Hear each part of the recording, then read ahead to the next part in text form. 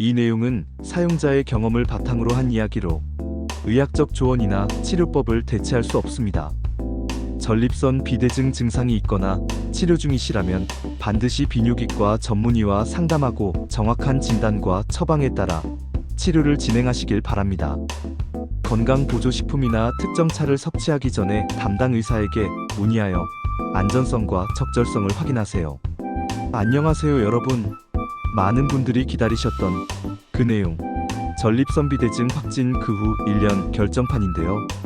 직접 겪은 전립선 비대증 다양한 검사 과정, 거부감과 불쾌감이 있었던 경험 등 실제 사례와 두타 일정의 또 다른 효능, 우술차를 마시고 소변량과 시간격이 어느 정도 늘었는지 오늘 아주 꼼꼼히 낱낱이 면밀히 샅샅이 빠짐없이 말씀드리겠습니다. 영상 시작합니다. 제가 정기 복용약 처방은 전립선 비대증 약이 처음이라 내원시 의사선생님 볼 때마다 이런저런 궁금했던 사항들을 항상 물어보거든요. 소변을 꾹 참고 2회차 내원했을 때인가의 기억을 말씀드리겠습니다. 의사선생님과 문진 후 환자분 궁금하신 내용 없으세요? 하시길래 그간 전립선 비대증 관련 많은 질문을 했던 터라 딱히 궁금한 게 없었는데 갑자기 제 입에서 혹시 사회구조가 붕괴되는 사건이 발생해서 처방약을 못 받게 되면 환자는 어떻게 해야 하나요? 의사 선생님께서는 이해를 못하셨는지 그게 무슨 말씀이시죠? 다시 여쭤보셔서 의료계나 약사계의 파업 또는 전쟁으로 인해 처방약을 못 받게 된다면 환자들을 위한 플랜 B가 있느냐는 질문을 드렸습니다. 우리 의사 선생님 표정이 가관입니다. 그리고 제게 이런 말씀을 해주셨죠. 환자분, 주변에 포탄이 터진다고 생각해보세요. 생명의 위협을 느끼는 마당에 처방약 받을 틈이 있을까요? 그냥 피난 가세요. 처방 기간이라도 최대한 길게 받아야겠구나 하고 느꼈죠. 환자분, 처방약 몇 개월치로 드릴까요? 하시길래 최대한 길게 주세요. 1년치 되나요? 결국 합의 끝에 4개월치를 받아온 기억이 있네요. 그 일 있고 며칠 뒤 상상이 현실로 발생할 뻔했죠. 바로 24년 10월 초 평양 무인기 사건. 지금 생각해도 아찔하네요. 비뇨기과 가기 싫은 이유가 이상한 거 시킨다고 했죠. 배뇨장애, 잔뇨감 증상으로 처음으로 비뇨기과를 내원했는데 의사 선생님께서 첫 번째로 내미신 게 1,000원짜리 동전 크기에 푸른색 계통의 7가지 인가로 구성된 버튼 같은 거였어요. 1번 버튼은 파란색, 높은 숫자로 갈수록 초래지는 색상의 구분과 1번 버튼 경도가 제일 높고 높은 숫자로 갈수록 낮아지는 구분을 둔 자가 측정기구였던 걸로 기억되는데요. 환자분, 1번부터 차례대로 눌러보시고 자신의 발기 경직도와 비슷한 수준의 버튼을 찾아주세요. 첫 내원인 저로서는 큰 충격이었죠. 공식적인 검사 명칭은 모르겠지만 발기 강직도 지수를 시각적, 촉각적으로 보완하여 환자 상담에 활용하는 도구였던 거죠. 또 이상한 검사가 있죠. 거부감, 불쾌감이란 표현이 어울리네요. 수지 검사와 경직장 초음파. 이 검사를 두고 진짜 많은 고민을 했거든요. 이전 영상 못 보신 분들을 위해 의사 선생님께서 환자분, 이런 식으로 소변 보시면 나중에 소변줄 차고 살아야 돼요. 이 한마디에 불쾌감이고 뭐고 검사를 결정하게 된 거죠. 혹자는 소변은 마려울 때 바로바로 비워야 한다고 말합니다. 방광의 기능은 소변을 저장하는 탱크죠. 방광은 400에서 500cc 정도의 소변을 저장할 수 있다고 합니다. 방광에 일정량의 소변이 차야 마렵다는 느낌이 드는데 문제는 바로바로 소변을 비우는 습관이 들면 방광에 소변만 유입되면 바로 화장실로 가게 됩니다. 그러면 어떻게 될까요? 방광의 기능, 즉 소변 저장 탱크, 그 기능이 상실된다는 얘기겠죠.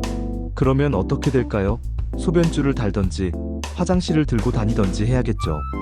이런 이유로 의사 선생님께서 저에게 따끔한 멘트 날리신 게 아닌지 하는 생각이 듭니다. 처방약을 먹고 처음 한두 달 정도의 효과와 1년이 지난 지금의 효과는 52주 신고가를 치다가 20일 2평에 살짝 걸려있는 느낌이랄까요? 이 비유 좋았죠? 가슴에 확 와닿지 않습니까? 효과는 보지만 예전만은 못한 효과랄까? 오늘은 7시 39분 일어나 7시 40분에 소변을 봤는데요. 대략 230cc 정도 본 듯해요. 그리고 현재 이 글을 쓰고 있는 시간은 12시 5분인데 슬슬 소변 볼 생각이 드네요.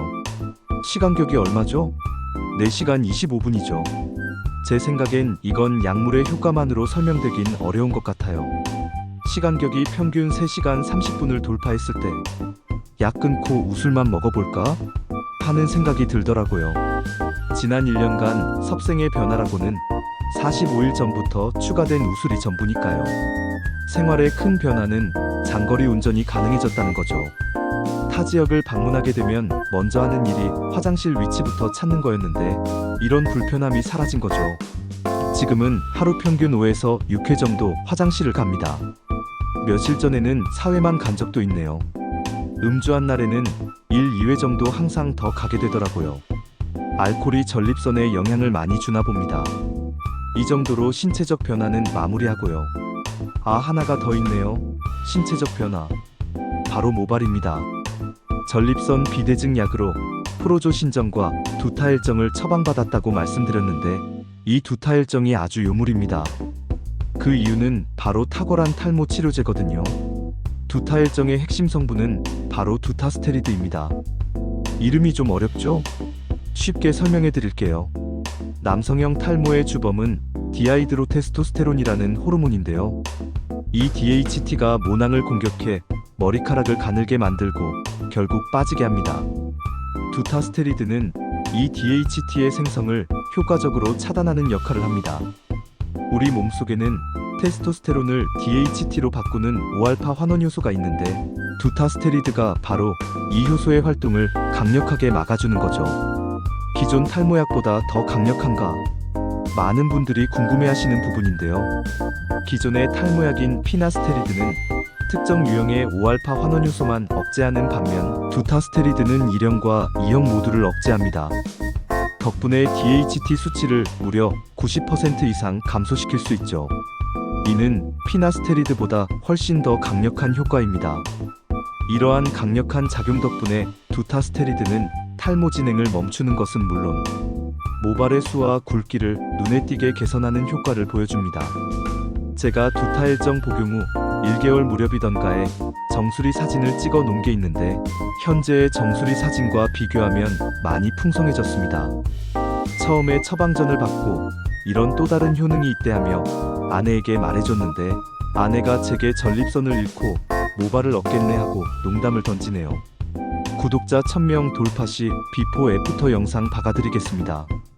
과연 그날이 올까요? 이렇게 1년 동안 겪었던 전립선 비대증 치료 경험담을 여과 없이 솔직하게 나눠봤습니다. 제 이야기가 비뇨기과 방문을 망설이셨거나 치료를 시작하신 분들께 조금이나마 도움이 되었으면 좋겠습니다. 혹시 저와 비슷한 고민을 하고 계신다면 혼자 힘들어하지 마시고 전문의와 상담해보세요.